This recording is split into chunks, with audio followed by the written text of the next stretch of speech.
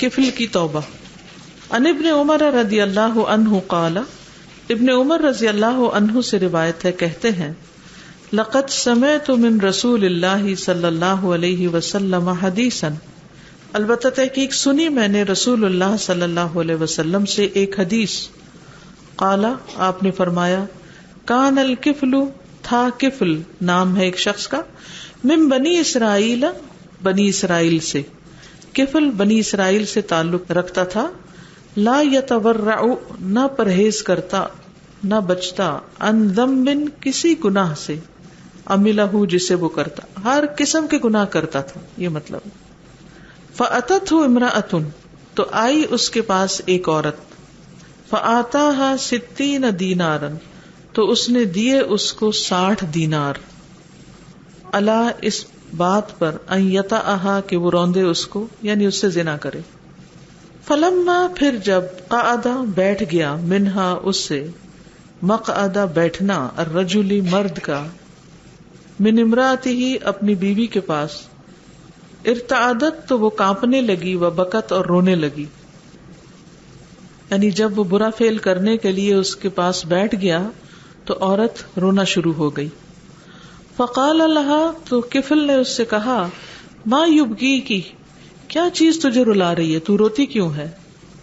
اکرہتکی، کیا میں نے تجھے مجبور کیا، کیا میں نے جبر کیا تجھ پر، زبردستی کی؟ قالت، کہنے لگی، لا، نہیں، ولیکن، لیکن، ھذا عمل، یہ ایک عمل ہے یا ایسا عمل ہے، لم اعملہ، نہیں میں نے کیا اس کو، قط، کبھی بھی. یہ ایسا کام ہے، یعنی زنا ایسا کام ہے جو میں نے کبھی نہیں کیا. قالا، تو کفل بولا، فلما، تو کیوں، تفعلین، تم کرتی ہو، پھر اب کیوں کر رہی ہو، ھذا، یہ، ولم تکونی، اور نہ تھی تو، فعلتی ہی، کرتی اس کو، قط، کبھی بھی، یعنی اگر تم نے اسے پہلے کبھی نہیں کیا تو ابھی کیوں کر رہی. قالت، کہنے لگی، حملتنی علیہ، مجبور کیا ہے اس پر مجھے، الحاجت، حاجت نے، ضرورت نے.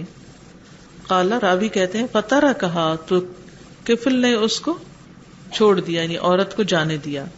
ثم قالا، پھر کہا، اذهبی، جاؤ، والدنانیر، اور دینار، لکی، تیرے لیے، یعنی جو 60 دینار میں نے تجھے دیے تھے زنا کے بدلے، وہ تو لے لے.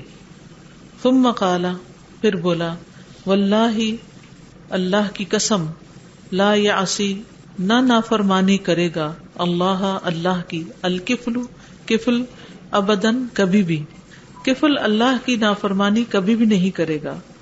فمات، تو مر گیا، من لیلتہ، اپنی اس رات میں.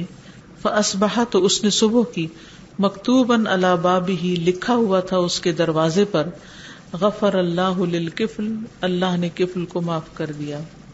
رواہ الترمذی والحاکم، ترمذی اور حاکم نے اس کو روایت کیا، وصححہ، اور اس کو صحیح قرار دیا ہے، ووافقہ الذھبی، اور ذھبی نے اس کی موافقت کی ہے، لیکن ویسے روایت ضعیف بھی ہے، ایک رائے کے مطابق روایت ضعیف ہے. بہرحال جو بھی ہو، لیکن سبق اس سے کیا ملتا ہے ہمیں، آپ کیا بتائیں گے، اس میں سبق کیا ہے؟